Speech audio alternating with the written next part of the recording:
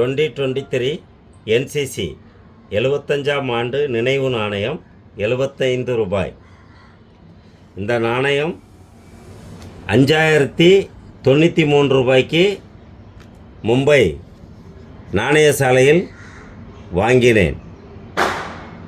நீங்கள் தேவைப்பட்டால் நாணயசாலையில் உங்களுடைய ஏடிஎம் கார்டை எடுத்து சென்று மும்பை, ஹைதராபாத், நொய்டா, கல்கத்தா உங்கள் ஃப்ரெண்ட்ஸுகள் யாராக இருந்தாலும் அவர்கள் மூலமாகவும் வாங்கி கொள்ளலாம்.